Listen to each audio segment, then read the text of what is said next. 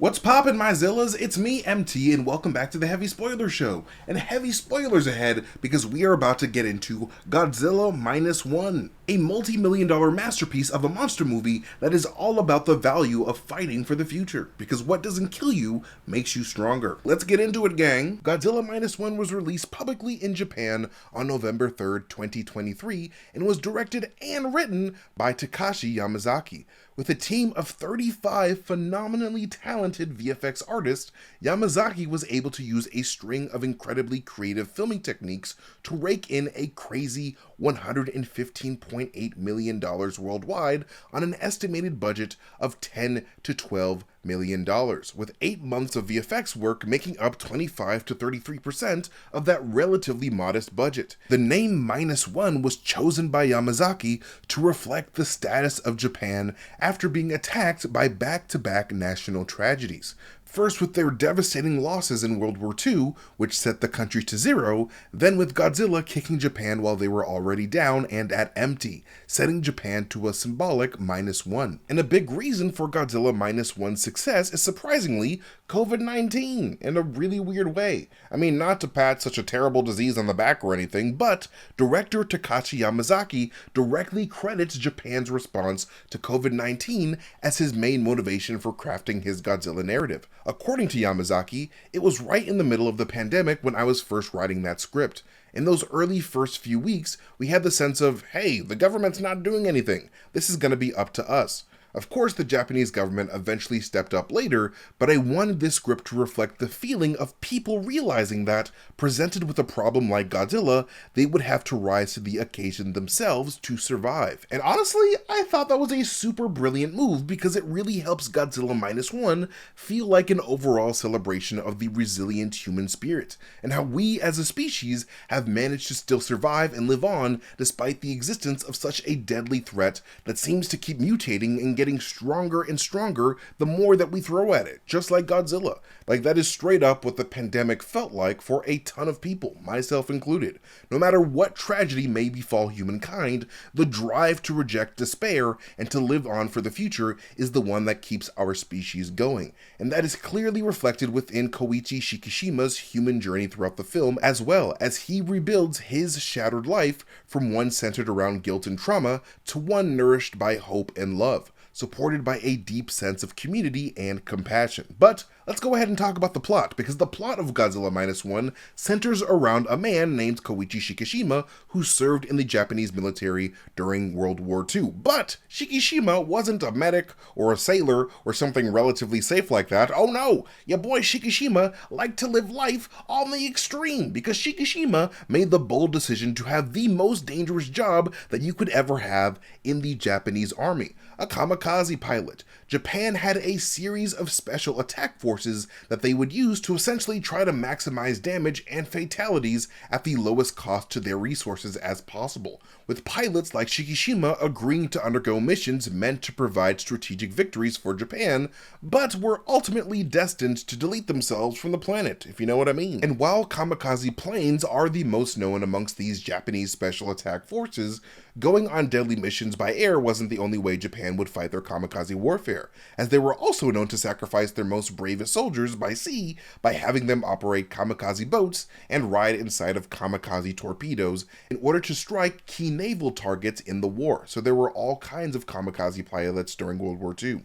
But anyways, the year is 1945, and Koichi Shikishima, the kamikaze pilot, starts to shit bricks at the possibility of having his limbs blown off of his body due to the impact of a plane. So he did what I probably would have done and chickened the hell out by landing his plane and payload at a Japanese military mechanic base located on Odo Island. And Odo Island is of course a special location in the Godzilla universe, as it served as the location of Godzilla's first sighting in the original 1954 Godzilla film. And when Shikishima arrives at the base, all the mechanics there are like, "Hey yo, what's going on, bro? Like, I thought you were supposed to be all blowed up and stuff." And Shikishima was like, "Oh man, my plane broke. Something must be wrong with the propellodometer and the areola. So I'm gonna need y'all to just take a look at all that stuff so I can, continue not dying over here in the corner. However, Sosaku Tachibana, the lead mechanic at the base, saw right through Shikishima's bullshit and was like, "Ayo, ain't nothing wrong with this plane, bro. You just a bitch, and your cowardice is a disgrace to you, your mama, and the entire nation of Japan." And then Shikishima was like, "Oh man, I bet this day couldn't get any worse."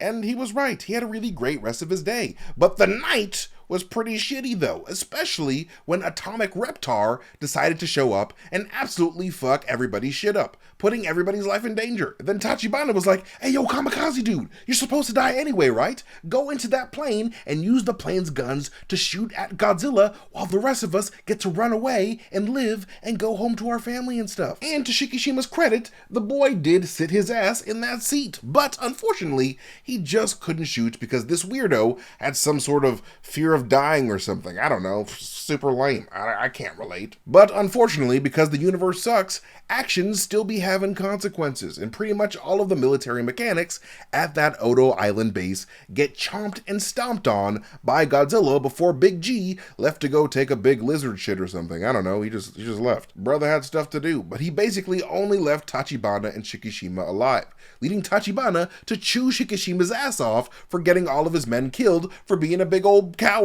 I was about to say the bitch, whatever, big old bitch.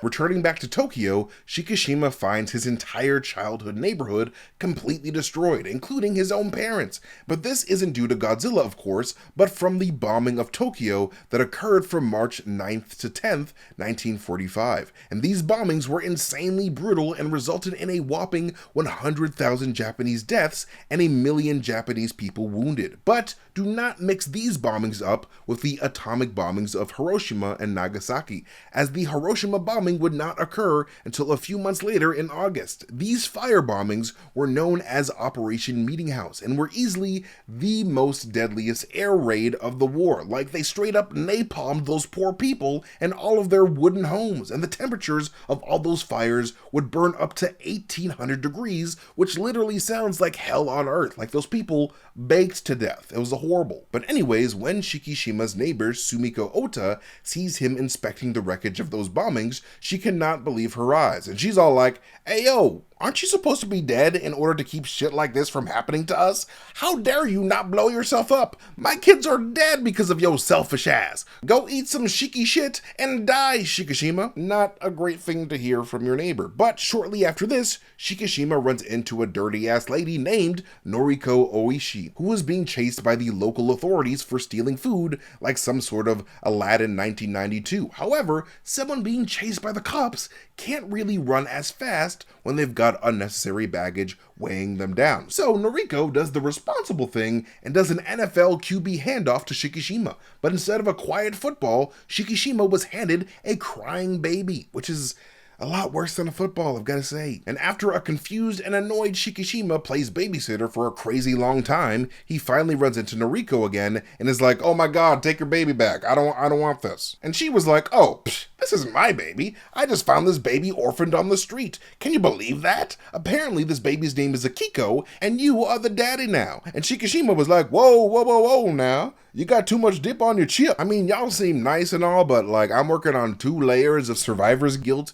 and one of them has to do with the dinosaur from hell. So like, if y'all could just take your street baby and leave my house, that would be really, oh my god, they're sleeping. They're sleeping in my house. Fine. I guess I will let them stay the night, and only the night. And then that night quickly turned into a couple of days, then a couple of weeks, then a couple of months, and then oh my god, wouldn't you know it, it's March 1946, and Shikishima has formed a little bit of a family with both Noriko and Akiko. But in order to make ends meet, Shikishima tells Noriko that he's decided to take the incredibly risky job of disposing sea mines left behind during World War II. And this girl is pissed, like she does not like the idea of Shikishima risking his life every day to support the family. But money doesn't grow on trees, money grows on boats with the boys. And the boat in this case is the Shinsei Maru, and the boys in this case are Yoji Akitsu, the boat's captain, Kenji Noda, a former weapons engineer for the Navy and mega nerd extraordinaire, and the naive youngblood of the group named Shiro Mizushima, serving as one of the crewmen. and over the course of the next few months, Shikishima would enter a pretty solid rhythm of being a minesweeper by day and a family man by night, but never actually making the commitment to making Noriko his girlfriend and or wife, despite them living and raising a child together for so long. But while Shikishima has been enjoying the company of this newfound family that fell into his lap, he's also been plagued by a tremendous amount of guilt, and that guilt has begun to seep into his dreams, causing him to experience traumatic flashbacks to the night that he led all those dead mechanics down on Odo Island when a big-ass Godzilla came to town. Then the calendar hits July 1946, which is a very important month in nuclear history, as that month would be the month that the United States would conduct a little project called Operation Crossroads. Operation Crossroads is when the United States would conduct a nuclear test at the Bikini Atoll Islands, blowing up the first nuclear bomb since they dropped the bombs on Hiroshima and Nagasaki, and they did these tests in order to see how nuclear bombs affected warships. However, since America is America, they neglected to fully consider the impact of their actions beforehand, which led to all the native residents of Bikini Atoll being evacuated from the islands due to the excessive amount of radiation that can still be detected on those islands to this day. Operation Crossroads was also referenced in the original 1954 Godzilla film, when scientists hypothesized that the explosions from those tests are what was responsible for the mutation and emergence of Godzilla. And if you're a fan of Legendary's Monsterverse and have watched their amazing new show, Monarch Legacy of Monsters on Apple TV, then you will know that these Bikini Atoll tests were also focused on up close and personally, as in that universe, Operation Crossroads was secretly being used as a front to hide the American military's secret mission of trying to nuke Godzilla. But as Godzilla Minus One shows us this Bikini Atoll explosion, we can clearly see Godzilla absorbing the radiation from that explosion, and as a consequence, rapidly growing in size. When we first see Godzilla at the beginning of the movie during his attack on Odo Island, that Jurassic asshole was only standing at 50 feet tall, which for reference is about the size of a trailer on the back of a semi-truck or the letters in the Hollywood sign in California. After these Bikini Atoll explosions, however, not only did Godzilla mutate to receive his new atomic breath powers, but it would also cause Godzilla to grow an insane 114 feet, leaving Godzilla to tower over the city of Ginza later on in the movie at a crazy 164 feet tall, which is the exact height that he was in the original 1954 film. And that is just as tall as Kilimanjaro, the world's tallest water slide located in Rio de Janeiro, Brazil. In comparison to the Godzilla that we just got in Godzilla X Kong: A New Empire, Minus One Godzilla is significantly smaller, as Legendary's Godzilla stands at an impressive 393 feet tall, which is around the size of the Park Row building in Lower Manhattan. These explosions at Bikini Atoll caused Godzilla to go on a rampage, especially on military naval craft around the world. And in one of the few English-speaking moments in the movie, we see classified microfilm of a man discussing the damage sustained by both the U.S. Pacific Fleet cargo ship called the USS Lancaster, as well as another U.S. submarine called the Redfish, with both of these vessels being the names of actual ships that were commissioned during World War II in real life. And with the destruction of these ships, the governments of the world predicted that it was only a matter of time before Godzilla made landfall on the Japanese mainland. However, due to the tensions with the Soviet Union at the time, the United States General Douglas MacArthur would tell Japan that the US could not do anything to help them, which was kind of a bummer. But it's not all doom and gloom, because your girl Noriko just got herself a job in the district of Ginza, which Shikishima is not all that jazzed about. But Noriko insists that she do her part to support the family, in large part so that Shikishima could one day not be burdened by not having to support both Akiko and Noriko anymore. Because living with a woman and a child that aren't actually part of your legal family doesn't exactly scream single and ready to mingle. And since Shikishima never had the balls or mental stability to make a move on her, Noriko just figured that he just wasn't into what she had to offer. Then another year passes by for the Shikishima household, and the year is now 1947. It's the month of May, and Shikishima was out with the boys yet again for another day of shooting mines with their 13mm gun when they come across the wreckage of yet another wrecked US naval ship, with only Shikishima knowing the name of the monster responsible.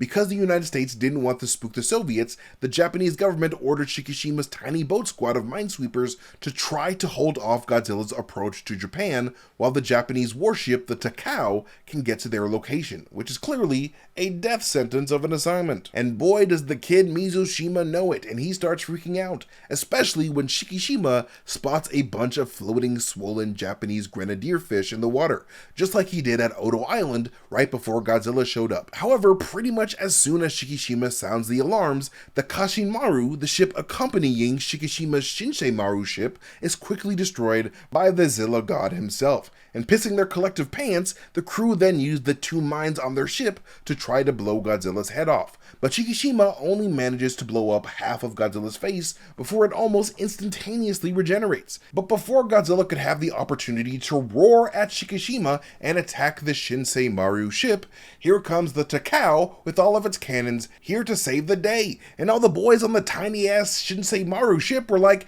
"Hooray, it's the Takao! The Takao is here, we're saved!" But Godzilla was like, "Tacos? Y'all talk about tacos? Where? I love tacos. Where?" And they proceeded to crumble the Takao ship like a taco shell on Taco Tuesday. But this is, of course, before Godzilla would swim underneath this crushed ship to absolutely obliterate it with its atomic breath like an absolute savage, which is, of course, a trademark of Godzilla ever since the original film. The Takao was also the name of a real Japanese ship that existed in real life. In fact, all of the warships in this movie, including the Hibiki, the Yukaze, the Yikikaze, the Katashima, and the Kayaki that show up later, are all ships that were in service to the Japanese Navy in real life in the past. Takashi Yamazaki is a huge fan of Japanese naval history in general, so he tried to pull from the history books as much as he possibly could.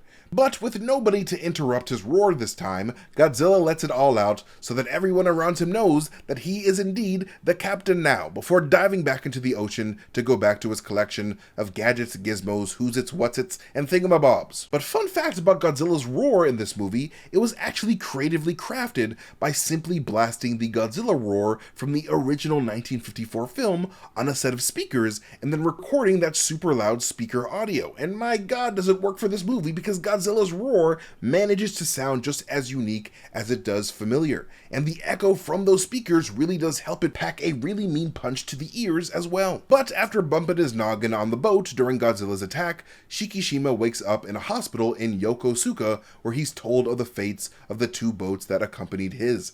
However, because the Japanese government swore Shikishima and his team to secrecy in order to keep Japan from panicking, Shikishima is forced to carry even more Godzilla PTSD within his mind. However, his not-girlfriend Noriko knows Shikishima too damn well for him to hide his grief effectively. And after pestering Shikishima to open up, he finally tells Noriko the truth about how he let all those dudes down on Odo Island, and also how he was a chicken shit of a kamikaze pilot, a revelation that causes Noriko to beg Shikishima to stop letting the ghosts of his past haunt him and to actually try to live again by focusing on actual reality. Meanwhile, the Tokyo Bay defense spots Godzilla approaching Shinagawa and attempt to blow him up with some strategically placed mines in the area. But of course, Godzilla eats mines for breakfast, so that shit doesn't faze him at all. And despite their warnings of Godzilla's approach, Japan is left pretty much hopeless to defend itself as Godzilla approaches the Ginza district, completely destroying everything, which is super inconvenient for Noriko because her ass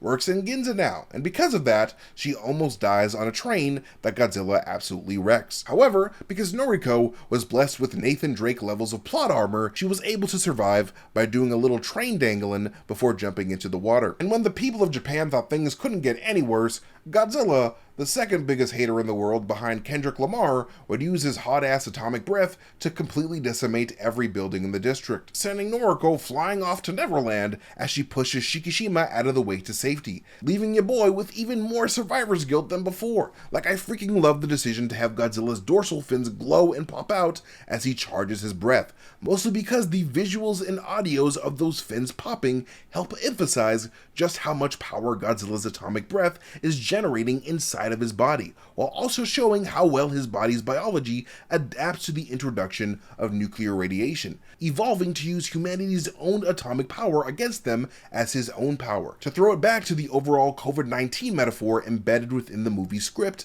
Godzilla using his Uno reverse card on humanity's atomic power is kind of reflective of how the COVID-19 virus uses an Uno reverse card on the body's immune system in order to hurt the host. But anyways, with the loss of the girl that he should have lifed up years ago, Shikishima collapses to the ground as the ash from Godzilla's atomic breath causes black rain to fall from the sky, echoing what was reported in Hiroshima following the atomic bombing of that city during World War II. And this black rain is of course supposed to symbolize the overall grief of Japan following this horrific attack. So needless to say, Shikishima is feeling like some shiki shit right now, but he's also filled with a deep desire for revenge. Luckily, Shikishima's engineer homie Kenji Noda has got a plan to stop Godzilla, and he assembles a bunch of random Japanese citizens and veterans to join his cause. With the aid of 4 destroyer ships, Noda planned to use Freon tanks in order to sink Godzilla a little bit over 4,900 feet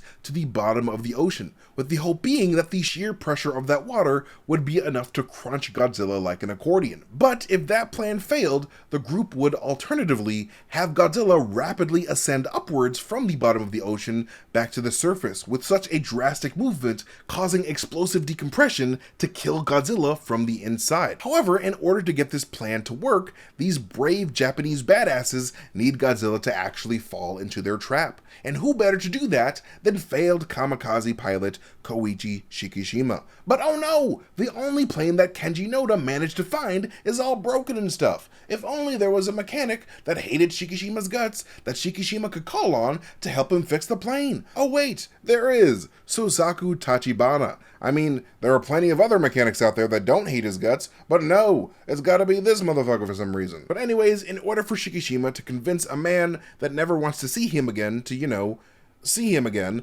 Shikishima starts sending Tachibana some messed up letters being all like, "Ha ha, all your mechanic friends are dead, and it's all your fault. Ha ha ha ha ha, not my fault, your fault, ha ha." Which of course eventually leads Shikishima to getting a surprise bonk on the back of his head by a pissed off Tachibana. But finally getting Tachibana's attention, Shikishima begs him to join the cause so they both can get their vengeance on Godzilla, and promises Tachibana that he would fulfill his duties as a kamikaze pilot by flying a plane full of explosives directly into Godzilla's atomic breath hole, to which Tachibana agrees. After Tachibana fixes the Kyushu J-7W Shinden fighter plane and straps that puppy with some missiles, Shikishima opens up to him that he's still scared of dying, much like he was when they first met. However, this time, his fear of death was not just tied to his own selfish preservation, but mostly because he had a little girl at home that he loves that had already lost a set of parents already in the past, so he mainly wants to live on for her. And when Tachibana sees that Shikishima isn't actually the selfish piece of garbage that he thought, he then tells Shikishima of the ejector mechanism that he installed onto the plane so that Shikishima could bail out just before impact. But the movie, of course, would not show us this until the end in order to build suspense and make me cry. But anyways, after seeing his adopted daughter Akiko for what he believes is the last time, Shikishima drops Akiko off at their neighbor Sumiko's house, with an envelope with money and a message in it telling Sumiko of the sacrifice that he was about to undertake. Later on, while Shikishima was off doing his mission, Sumiko would actually get another letter, this time a telegram from Noriko letting her family know that she was indeed alive and well. This causes Sumiko to freak the hell out because Shikishima literally just left to go explode for the sake of avenging her. Some real weird Romeo and Juliet style tragedy in the making here. So hopefully Shikishima can survive this super dangerous plot to kill Godzilla. Spoiler alert, he does. Even though the plan to sink Godzilla and then kill him with decompression ultimately failed, Shikishima, aka the real MVP, does what he planned to do with his plane in the first place and fly that bish straight into Godzilla's mouth, but not before ejecting himself to safety, thanks to the power of friendship. Friendship through hate mail.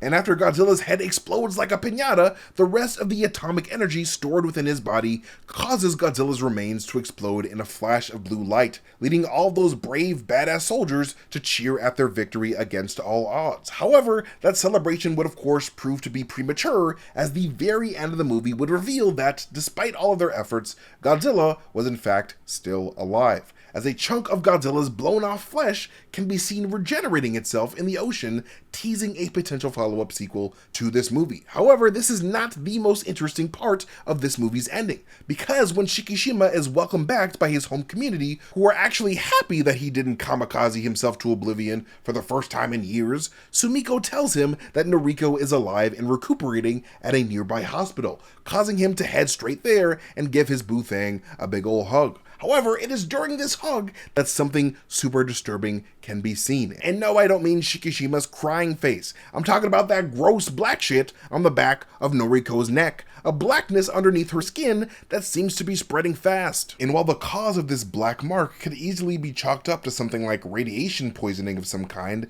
as a result of Godzilla's atomic breath attack, I don't think that's 100% the case. Because let's break down exactly what happens during this moment. As soon as Shikishima embraces Noriko, that black mark on her neck appears to grow in response to that hug, which makes me believe that whatever mysterious ailment that Noriko now has is directly tied to her emotional state, specifically the deep desire to persevere and live. But in Noriko's case, she's specifically living for love, meaning the love of her family, which is why she asks Shikishima if his own personal war within himself is over so that he could be available to love her and their child. I believe that Noriko's emotional response of relief of seeing that Shikishima was okay and ready to be with her is what causes this dark influence to spread up her neck, a black mark that I, like many others, believe is tied to Godzilla himself, as directly after that black neck shot is when we get that final shot of Godzilla's body rebuilding itself with the same tenacity that Noriko and the rest of Japan had when rebuilding after the war and Godzilla's attack. I believe that whatever Godzilla disease that Noriko contracted from Godzilla's attack is directly correlated to Godzilla's own tenacity to live, because if you think about it, Godzilla kinda acts like a cancer or a mutating virus, as intended by director Yamazaki. Every time Godzilla gets hit, he immediately regenerates and evolves in a way that makes him stronger than he was before. The living embodiment of whatever doesn't kill you makes you stronger. So because of this, there could be a possibility here that Godzilla's capacity to persevere through regeneration might be tied to the Japanese people's own capacity to persevere as well, on an almost symbolic level, which could mean that Noriko's new Godzilla virus could be feeding off of her will to live in order to help Godzilla regenerate. And it wouldn't just be Noriko, of course, as I'm sure Noriko isn't the only victim who has this black mark growing on her body as a result of the Ginza attack. These black marks could be feeding off of the life forces of countless strong Japanese people as biological extensions of Godzilla himself, feeding off of their incredibly strong will, almost like the Venom symbiote feeds off of Eddie Brock's life force. Like, I think that would be a super clever way to forever tie Godzilla to the people of Japan, and this would make perfect sense as the 1954 Godzilla was originally created to be a living allegory for Japan's collective fear and anguish following the atomic disasters that came during World War II.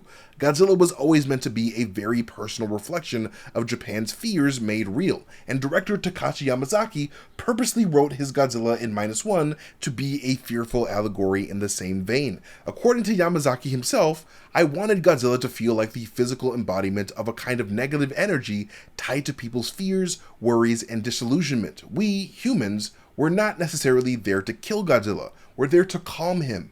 -1 is about putting a name and face to something scary and inviting the audience to calm that negative presence through the shared experience of watching the film. So, this being said, since Godzilla is supposed to be representative of Japan's fears, having Godzilla be represented as a symbiotic viral disease that feeds off of people's emotions perfectly encapsulates what fear does to us every time we experience it, and how standing up to our fears can make us stronger despite how draining fear can be and the scars that fear can leave behind. And this is underscored by the really cool fact that Godzilla -1 was inspired by Hayao Miyazaki's 1997 anime classic, Princess Mononoke, specifically the opening sequence of the movie when a demon-possessed wild animal called a tatarigami attacks a local village. According to Yamazaki, there is a concept in Japan called tatarigami, or spirits that bring calamity. There are good gods and there are bad gods. Godzilla is half monster, but it's also half god. He also says, at the beginning of Princess Mononoke, the people have to calm the raging spirit down, and I wanted to create a Godzilla in a very similar vein. So much like the dark demons in Princess Mononoke, Godzilla was designed to be a dark force of nature, purely intent on breeding chaos and cataclysm, and much like the dark influence of the Tatarigami infected one of the main heroes of Princess Mononoke and achieved symbiosis with him, I believe we can also see the dark demonic god Godzilla has started to do the same with Noriko at the end of -1. But regardless of what specifically may be happening to Noriko, we can know for damn sure that that black mark was not merely meant to be a side effect of some radiation poisoning. That was meant to be some mystical demon shit right there. But anyways, let's get into some more fun Godzilla -1 trivia, like how Koichi Shikishima's name came to be. The Koichi part of the character's name is in reference to special effects director Koichi Kawakita, who did a bunch of effects for Godzilla films in the past. And Shikishima is of course a reference to Japan's famous Kamikaze Special Attack Corps Shikishima Squadron, which was Japan's first ever effective kamikaze squad who made a splash in history by sinking the US St. Lo on October 25th, 1944. But if being a kamikaze pilot wasn't tragic enough, this Shikishima squadron that very radically gave up their lives for their country actually consisted of 5 extremely young soldiers, with a 23-year-old commanding a squad of 2 19-year-olds and 2 20-year-olds. So these guys were basically babies who had their futures cut short in order to die with honor for their country, and I feel like sacrifices like theirs is what very much inspired -1's overall theme of living for the future. And that Shikishima squadron from the past actually derives its name from a poem from the famous Japanese philosopher Moturi Norinaga that says, "Shikishima no Yamato Gokoro wo hito towaba asahi ni nio Yamazakuro bana." I'm so sorry for that, but it translates to, the Japanese spirit is like mountain cherry blossoms, radiant in the morning sun, with director Yamazaki purposely making Godzilla -1 a story about the strength and tenacity of Japan following 3 horrific nuclear attacks from both the Allied forces and Godzilla. Naming the main character Shikishima after this poem and this squadron is extremely fitting, due to the word Shikishima being another Japanese name for Japan. So Shikishima's path towards redemption and living for the future in this film is supposed to reflect the blossoming spirit of Japan as everyone sought to rebuild a new life despite their overwhelming and very valid fears. But while we're on the subject of character names, Tachibana's name is actually a throwback to 2001's Godzilla, Mothra, and King Ghidorah Giant Monsters All-Out Attack, as the name is a direct reference to Admiral Tachibana of that film. And speaking of Giant Monsters All-Out Attack, that movie is actually Yamazaki's favorite Godzilla film, and he used a lot of that movie as creative inspiration for -1. For example, Yamazaki's idea to have Godzilla's dorsal fins jut upwards while charging up his breath was directly inspired by the Godzilla suit from Giant Monsters All-Out Attack. Godzilla's design in -1 is not only heavily based on All-Out Attack, but also on the Godzilla found at the Seibuyen amusement park in Tokorozawa, Saitama, Japan.